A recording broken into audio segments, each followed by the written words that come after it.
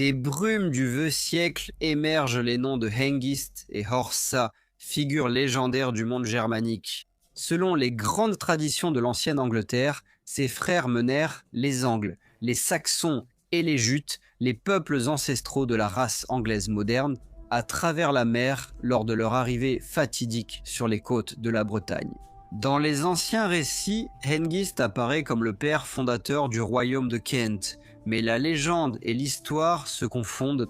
Certains chercheurs pensent que Hengist et Horsa n'étaient pas des hommes de chair et de sang, mais des échos d'un mythe plus ancien. Pour de nombreux peuples germaniques, ils vénéraient une paire sacrée de frères jumeaux divins, et pourtant leur nom perdure, tissé dans les plus anciennes chroniques de l'Angleterre. La chronique anglo-saxonne, l'histoire des Bretons, l'histoire du peuple anglais de Bède et l'histoire des rois de Bretagne. En vieil anglais, leurs noms portent une signification plus profonde. Hengist signifie l'étalon et Horsa signifie le cheval, symbole de puissance, de conquête et de destinée. Qu'il s'agisse de mythes ou de mémoires, leur légende galope à travers la naissance même de l'Angleterre. Voici leur histoire. La lignée de Hengist et Horsa ne provient pas d'une seule source, mais de nombreuses voix à travers les siècles, chacune préservant un fragment de légende, d'histoire et de croyance. Notre premier témoin est Bède, le grand moine et historien du 8e siècle. Dans son histoire du peuple anglais, Bède cherchait à consigner les origines des Anglais avec un soin érudit. Pourtant, même lui a préservé l'ancienne tradition royale. Selon Bède, Hengist et Horsa étaient les fils de Witgild, fils de Wither, fils de Vecter et, en fin de compte, les descendants de Wodin, le dieu principal du monde germanique. Pour les premiers rois anglo-saxons, cette ascendance divine n'était pas une métaphore, c'était la source de leur autorité, leur droit de régner. Une généalogie ultérieure et plus développée apparaît dans l'histoire des Bretons du 9e siècle. Cet ouvrage retrace la lignée des frères encore plus loin dans le passé. Ici, Hengist et Horsa sont nommés comme les fils de Gwitlis, fils de Gwishta, fils de Gwekta, fils de Vuden, fils de Frilulf, fils de Fredolf, fils de Finn, fils de Folegwilad. Et enfin, Geta, fils de Geta, le texte fait une affirmation précise. On disait qu'il était le fils d'un dieu, non pas le dieu tout-puissant du christianisme, mais une divinité païenne, une idole adorée par les païens. L'auteur, écrivant à travers une perspective chrétienne, condamne cette lignée comme une tromperie démoniaque, tout en la préservant pour l'histoire. Des siècles plus tard, la tradition refait surface dans le Nord. L'historien islandais Snorri Sturluson mentionne Hengist dans le prologue de sa prose. L'Edda de Snorri présente une histoire des dieux germaniques, les décrivant non pas comme des êtres divins, mais comme de puissants rois de l'Antiquité, dont les exploits ont ensuite été transformés en mythes. Dans son récit, Woden nomme 3 de ses fils pour gouverner la Saxe. La Saxe orientale est donnée à Vegdeg, dont le fils, Vita, père de Witgild, et de Vita, né Hengist, un homme se tenant à la frontière entre la légende et l'histoire écrite. Pris ensemble, ces sources révèlent plus que de simples ascendances.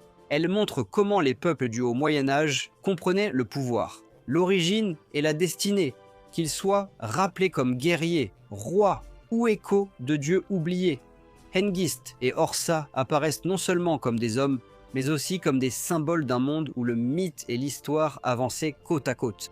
L'histoire des Bretons du 9e siècle, traditionnellement attribuée à l'écrivain britannique Nenio, raconte comment le destin de la Bretagne a changé à jamais sous le règne du roi Vortigern, roi des Bretons. À cette époque, 3 navires arrivèrent d'outre-mer, transportant des exilés venus d'Allemagne. Ils étaient menés par les frères Hengist et Horsa. En l'an 447, Vortigern les accueillit comme alliés et leur accorda l'île de Thanet, leur permettant de s'y installer en tant qu'amis. Pendant un temps, les Saxons vécurent paisiblement sur l'île. Vortigern leur promit de la nourriture, des vêtements et des provisions en échange de leur aide pour combattre les ennemis de la Bretagne. Mais à mesure que de plus en plus de Saxons arrivaient, leur nombre devint trop important et les Bretons ne purent plus tenir leurs promesses. Vortigern leur dit alors que leur service n'était plus nécessaire et leur demanda de rentrer chez eux. Au lieu de cela, Vortigern permit à Hengist de demander des renforts. Des messagers furent envoyés dans des contrées lointaines appelées City, où des guerriers furent choisis et envoyés en Bretagne à bord de 16 navires. Avec eux vint la fille de Hengist, renommée pour sa beauté. Hengist prépara bientôt un grand festin et invita Vortigern, ses officiers et Seratic, son interprète. Avant que le festin ne commence, Hengist ordonna à sa fille de servir aux invités de grandes quantités de vin et de bière afin qu'ils boivent abondamment. Au fil de la nuit, Vortigern fut ensorcelé par elle. Submergé par le désir, il promit à Hengist tout ce qu'il voudrait en échange de sa main en mariage. Après avoir consulté les anciens de son peuple, Hengist demanda le Kent. Ignorant que le Kent avait déjà un souverain, Vortigern accepta. Vortiger prit la fille de Hengist pour épouse et l'aima profondément. Hengist déclara alors au roi qu'il serait à la fois son conseiller et son protecteur, se vantant que son peuple était fort, féroce et né pour la guerre. Avec la permission de Vortigern, Hengist fit venir son fils Octa et son frère Abissa pour combattre les Écossais et les peuples au-delà du mur du Nord. Ils arrivèrent avec 40 navires, contournèrent la terre des Pictes, conquirent de nombreuses régions et attaquèrent même les îles Orcades. De plus en plus de Saxons suivirent, jusqu'à ce que des terres entières soient vidées de leurs anciens habitants.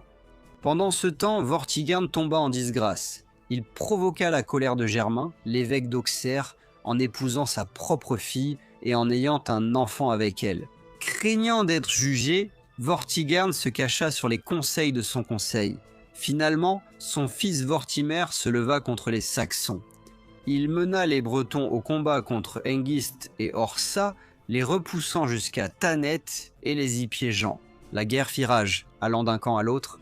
Vortimer mena 4 grandes batailles, d'abord à Thanet, puis à la rivière Derwent, ensuite à Epsford, où Horsa et l'autre fils de Vortigern, Catigern, furent tous deux tués, et enfin près des rives de la mer Gallicane, où les Saxons furent vaincus et forcés de fuir vers leurs navires. Mais après peu de temps, Vortimer mourut. Avec sa mort, les Saxons revinrent plus forts qu'auparavant, aidés par des alliés païens venus d'outre-mer. Hengist rassembla ses forces et envoya une offre de paix à Vortigern. Désespéré, le roi accepta. Hengist organisa alors un autre festin invitant à la fois les chefs britanniques et saxons. En secret, il ordonna à ses hommes de cacher des couteaux sous leurs pieds. Au signal, Hengist cria « Nema der sexa, prenez vos couteaux !» En un instant, les Saxons massacrèrent les Bretons désarmés. Seul Vortigern fut épargné. Il acheta sa vie en cédant l'Essex, le Sussex, le Middlesex et les autres terres aux Saxons. Les Saxons continuèrent de croître en force et en nombre, et lorsque Hengist mourut finalement, son fils Octer prit sa place, assurant ainsi que la domination saxonne sur la Bretagne perdurerait. La chronique anglo-saxonne, conservée dans 9 manuscrits rédigés entre le 9e et le 12e siècle, offre un autre récit puissant de la façon dont Hengist et Horsa sont arrivés en Bretagne et comment leur venue a changé la terre à jamais. Selon la chronique, en l'an 449, le roi Vortigern invita Hengist et Horsa en Bretagne pour aider à défendre le royaume contre les attaques. Face aux Pictes, les frères débarquèrent à Ebbsfleet et partout où ils rencontrèrent l'ennemi, ils repoussaient les Pictes au combat. Après ces victoires, Hengist et Horsa envoyèrent des messages de l'autre côté de la mer vers leur patrie en Allemagne. Ils parlèrent de la faiblesse des Bretons et de la grande richesse et fertilité de la terre. Ils demandèrent des renforts et leur appel fut entendu. Bientôt, d'autres guerriers et colons commencèrent à arriver. Ces nouveaux venus venaient de 3 grands peuples germaniques, les Saxons, les Angles et les Jutes. Avec le temps, ils se sont répandus à travers la Bretagne. Les Saxons se sont installés dans l'Essex, le Sussex et le Wessex. Les Jutes ont pris le Kent, l'île de Wight et des parties du Hampshire. Les Angles ont revendiqué l'Est Anglie, la Mercie et la Northumbrie, abandonnant leur ancienne patrie d'Angelin qui fut laissée vide derrière eux. La chronique poursuit son récit de guerre et de conquête. En l'an 455, Hengist et Horsa ont combattu Vortigern à la bataille d'Ailford. Horsa a été tué lors des combats. Mais Hengist a survécu et a pris le contrôle du royaume avec son fils Esk. 2 ans plus tard, en l'an 457, Hengist et Esk affrontèrent de nouveau les Bretons à Crayford, où ils tuèrent 4000 hommes. Les Bretons survivants ont fui complètement le Kent. En l'an 465, Hengist et Esk livrèrent encore une autre bataille, cette fois à Ebbsfleet. Là, ils ont tué 12 chefs bretons, brisant encore davantage la résistance. La dernière mention de Hengist dans la chronique apparaît en l'an 473. À cette époque, Hengist et Esk auraient pris d'immenses trésors, tandis que les Bretons sont décrits comme fuyant devant les Anglais, comme devant le feu. Avec ces mots, la chronique marque la fin d'une époque et l'avènement d'une autre. Hengist et Horsa figurent parmi les principaux chefs de l'arrivée anglo-saxonne en Bretagne. Alors que les origines de nombreux premiers fondateurs sont enveloppées de récits douteux et de souvenirs qui s'estompent, les noms de Hengist et Horsa perdurent. Leur histoire n'est pas simplement une légende, mais elle est consignée et reprise dans les textes les plus anciens, préservés par des chroniqueurs qui croyaient que leurs actions avaient façonné la naissance de l'Angleterre. On dit que Hengist a fondé le royaume de Kent, et après sa mort, le trône est passé à son fils Esk, également connu sous le nom d'Oisc, dont est issue la maison royale, appelée les Waskingas. Cette dynastie allait régner sur le Kent pendant des siècles. Le descendant le plus renommé de Hengist était le roi Ethelbert du Kent, célébré comme un Bretwalder, un souverain reconnu comme suzerain de la majeure partie de la Bretagne. Ethelbert fut également le premier roi anglo-saxon à embrasser le christianisme sous le règne d'Ethelbert. Le Kent était le royaume le plus puissant d'Angleterre, son prestige reposant à la fois sur la conquête, la royauté sacrée et l'héritage de son fondateur légendaire. Pourtant, au fil des siècles, le pouvoir de la lignée de Hengist s'est lentement affaibli. Au XIIe siècle, le Kent était tombé sous la domination de la Mercie, dirigé par Offa, l'un des plus grands et redoutables rois anglo-saxons. Ethelbert II est le dernier roi du Kent, bien documenté, que l'on peut placer avec certitude dans la lignée de Hengist. L'autorité de la Mercie ne dura pas éternellement. En 825, la Mercie fut brisée par le Wessex lors de la bataille d'Ellenden et le roi vassal mercien, Baldred, fut chassé du Kent. À partir de ce moment, le Kent passa sous le contrôle des Saxons de l'Ouest. Au cœur de ce tournant se trouve le roi Egbert, nommé dans de nombreuses sources comme le roi du Wessex, de l'Essex et du Kent. Son père est traditionnellement identifié comme Aelmund, le roi du Kent, ce qui soulève une question profonde et fascinante. Si la lignée directe de Hengist n'a jamais vraiment été rompue, alors le sang de Hengist, chef de la Grande Migration, pourrait s'être mêlé à celui de Cerdic, fondateur de la maison royale des Saxons de l'Ouest. Il pourrait y avoir des signes subtils de cette union. Le fils d'Egbert, Ethelwulf, a nommé son fils aîné Ethelstan, roi du Kent, où il a régné jusqu'en 851. S'agissait-il d'un écho délibéré d'une ancienne tradition du Kent, préservée au sein de la lignée? À cette époque, cette seule maison régnait sur le Wessex, le Kent, le Surrey et le Sussex, unifiant le sud de l'Angleterre sous une seule dynastie.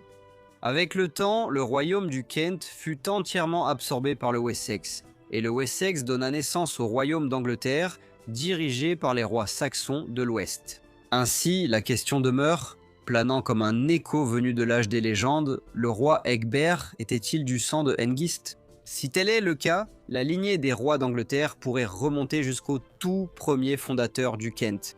Les historiens restent divisés. Certains pensent qu'Egbert appartenait entièrement à la dynastie des Saxons de l'Ouest, descendants de Cerdic. D'autres suggèrent une lignée mixte où le sang du Kent et du Wessex ne ferait plus qu'un. La vérité demeure cachée dans l'ombre, entre mythe et histoire, là où le destin des royaumes s'est forgé et où l'héritage de Hengist pourrait encore perdurer. Je tiens à adresser un immense merci à tous mes membres. Votre contribution est précieuse pour la continuité de la chaîne et je vous apprécie tous énormément. Un remerciement tout particulier à John Seitz et Stéphanie Hassan. J'espère que vous avez tous apprécié la vidéo. Si c'est le cas, n'oubliez pas de liker, de vous abonner et de partager. Et je vous retrouve très bientôt pour un autre épisode de History Profiles.